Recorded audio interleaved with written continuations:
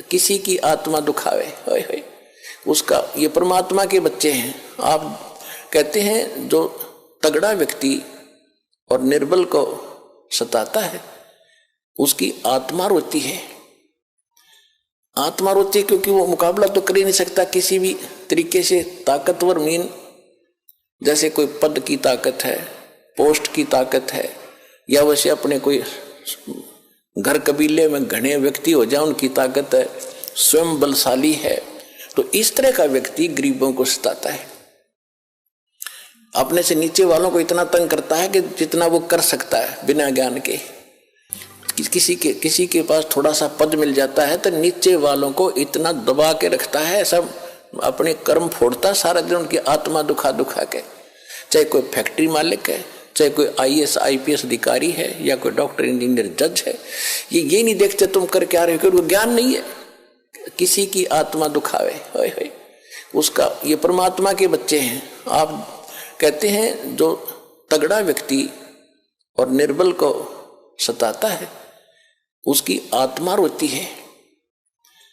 आत्मा रोती है क्योंकि वो मुकाबला तो कर ही नहीं सकता किसी भी तरीके से। ताकतवर मीन जैसे कोई पद की ताकत है, पोस्ट की ताकत है, या वैसे अपने कोई घर कबीले में घने व्यक्ति हो जाए उनकी ताकत है, स्वयं बलशाली है।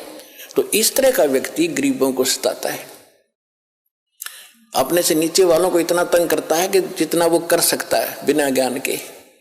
तो यहां परमात्मा ने आके बताया है कि कबीर गरीब ना सताइए, जाकी मोटी हाय, और बिना श्वास की जीव से लो भस्म हो जाए।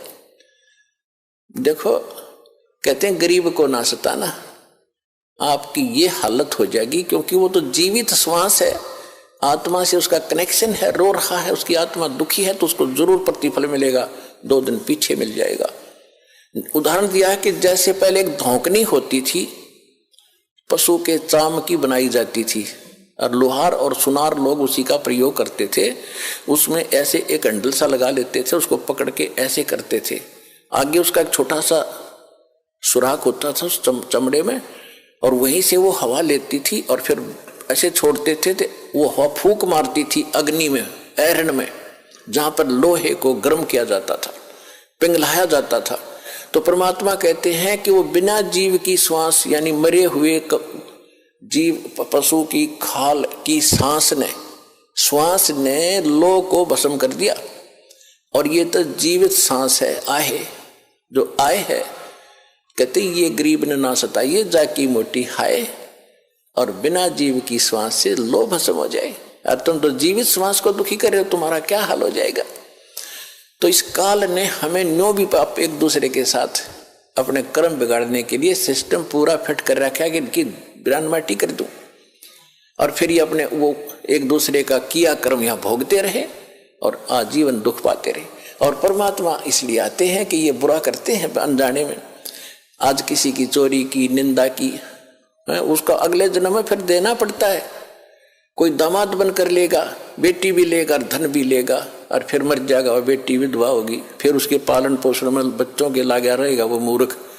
तो ये तो यहाँ का की व्यवस्था है, इसको समझना पड़ेगा। और उसी को समझाने के लिए भगवान आए कि मेरे बच्चे देख कितने दुखी हो गए, इनको वहां कोई अभाव नहीं था, देख किसी अक्ल मारी गई इनकी। तो जिस माता पिता के बालक बिगड़ जाए किसी कारण से भी, उसको चैन नहीं पड़ता जब तक उसकी पार बसाओगे। उन्होंने सोचेगा ये कभी सुधरे और वापस आ जा, और फिर मैं सीने से लगा लूं, इनको सारी संपत्ति दे दूं, मैंने क्या करना है। तो वो हमारा पिता है। हम गलत आदमी इस काल के आके फंस गए।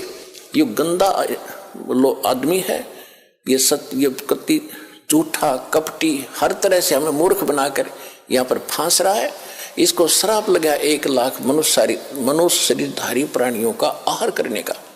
इसलिए हमें पाल रहा है, अपने स्वार्थ सारी बुराइयां करवाता है।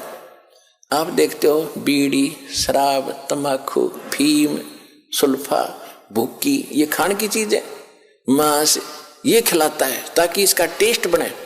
हम सूक्ष्म स्थूल शरीर से जो खाते हैं, एक अंदर शरीर है सूक्ष्म, उसके अंदर ये सारी वासना डिपॉजिट हो जाती है, इसमें समा जाती है।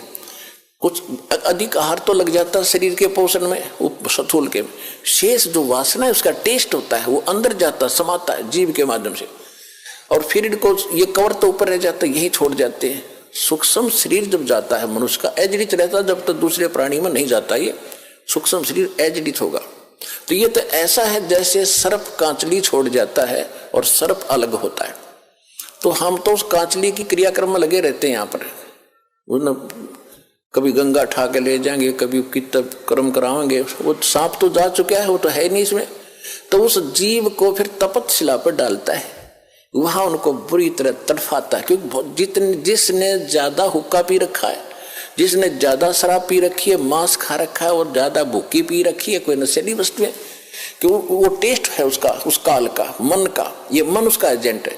तो उनको ज्यादा समय तक उस तपतशिला पर जलना पड़ता है, वहां चटक मटक होते, हाहाकार मचती है।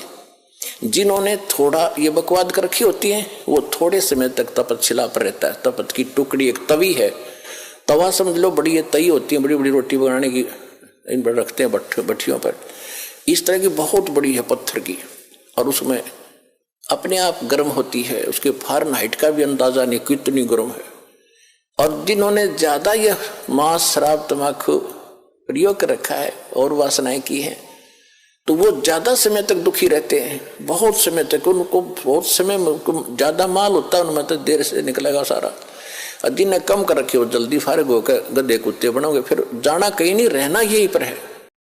आप सुन रहे थे जगत गुरु तत्वदर्शी संत रामपाल जी महाराज जी के मंगल प्रवचन। अधिक जानकारी के लिए विजिट कीजिए हमारी वेबसाइट www.jagatgururampalji.org। संत रामपाल जी महाराज जी के शुभ आशीर्वाद से पूरे विश्व भर में 500 से भी ज्यादा नाम दीक्षा केंद्र हैं, जिन पर संत रामपाल जी महाराज जी द्वारा ऑनलाइन निशुल्क नाम दीक्षा दी जा रही है। अपने नजदीकी नाम दीक्षा केंद्र का पता करने के लिए संपर्क करें 8222880541।